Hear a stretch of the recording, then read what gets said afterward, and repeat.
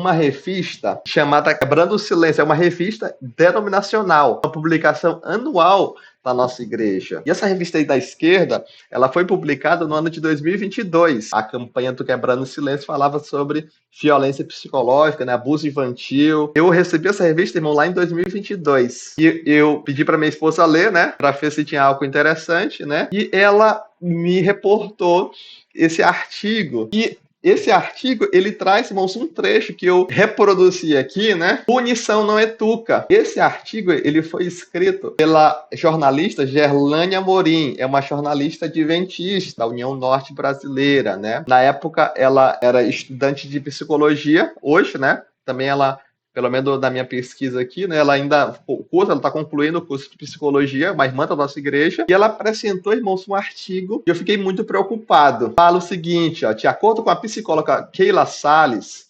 estudos sobre educação e desenvolvimento apontam que não existe palmada educativa, pois geralmente a punição física é aplicada em momentos de raiva, né? Note a argumentação, né? São os psicólogos que dizem, né, que não existe palmada educativa, né? Porque geralmente a punição física é aplicada no momento de raiva. E eu posso, irmãos, dizer que esse argumento aqui não se sustenta, né? Porque geralmente não é sempre, né? Eu e a minha esposa, eu não lembro, irmão, de nenhum momento que eu tenha corrigido a nossa filha com raiva, né? Eu não lembro disso, né? Provavelmente minha esposa nunca também fez isso, né? Corrigiu com raiva, por mais que seja comum no mundo, né? Aí ela fala aqui que a correção corporal tem raízes históricas longínquas. Esteve por muito tempo ligada à ideia de que as crianças são seres inferiores e incompletos, né?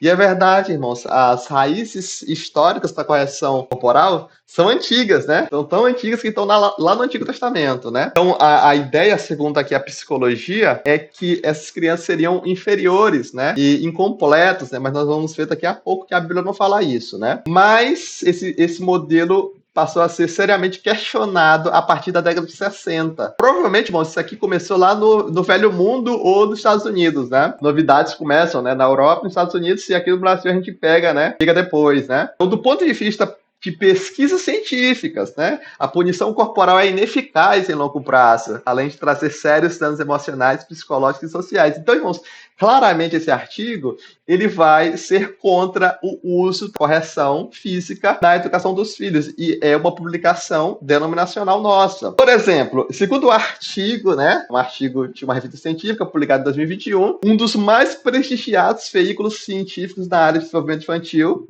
a palmada causa impactos negativos sobre o funcionamento cerebral, similares aos provocados por agressões físicas mais violentas e abusos sexuais. Então é a primeira vez que foi comprovado, segundo o autor, que ela cita aqui, que é um dos mais prestigiados veículos científicos na área de desenvolvimento infantil. Diz, né, que a correção física não deve ser usada, né? Mas eu quero dizer para vocês, irmãos, a Bíblia, ela vai apresentar uma filosofia de disciplina. Então, talvez a Bíblia não seja um dos mais prestigiados veículos científicos, mas eu garanto, irmãos, que ela fala sobre desenvolvimento infantil. Eu, como pesquisador, eu também, irmão, sou pesquisador. Eu faço parte da ciência, irmãos. Eu sou professor do magistério superior, eu trabalho com pesquisa científica. E eu, irmãos, garanto que a Bíblia tem uma filosofia de disciplina robusta, que também deve ser levada em conta. Até o artigo, né, ela faz aqui outro artigo, né, diz, né, que na América do Sul, né, 50% das crianças entre 3 e 4 anos apanham, são feridas, né, são expostas a objetos. Então,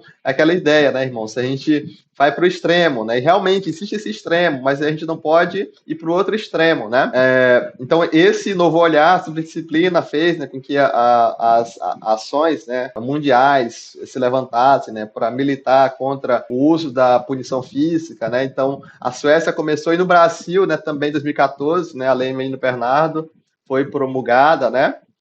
Vale ressaltar que, de acordo com o Comitê, note só, irmãos, de acordo com o Comitê das Nações Unidas pelos Direitos da Criança, no comentário geral número 8 de 2006, a punição física é definida como qualquer castigo no qual a força física é utilizada com a intenção de causar algum grau de dor ou desconforto, mesmo que leve. O Comitê das Nações Unidas, ele define de forma mais direta. Ele diz que a correção é qualquer castigo, não importa que castigo seja, contando que ele tenha a força física e cause qualquer grau de dor ou desconforto. Mesmo que leve, claramente, irmãos, proíbe qualquer tipo de correção. Ela vai dar aqui exemplos, né? Isso inclui bater com a mão, sacudir, beliscar, arranhar, morder, puxar, né? E obrigar a ficar numa posição incômoda. Claro, irmãos, que isso aqui está tudo errado, né, irmãos?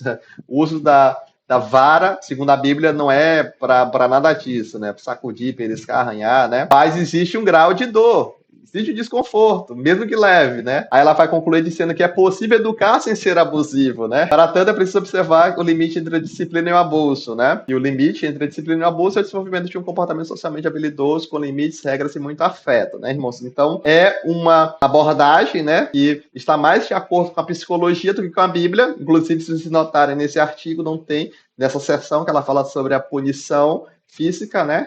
Que é a correção, não tem nenhuma citação bíblica, cita artigos científicos, declarações de órgãos, né, seculares, cita, né, algumas generalizações que não se sustentam, né, mas não tem amparo bíblico.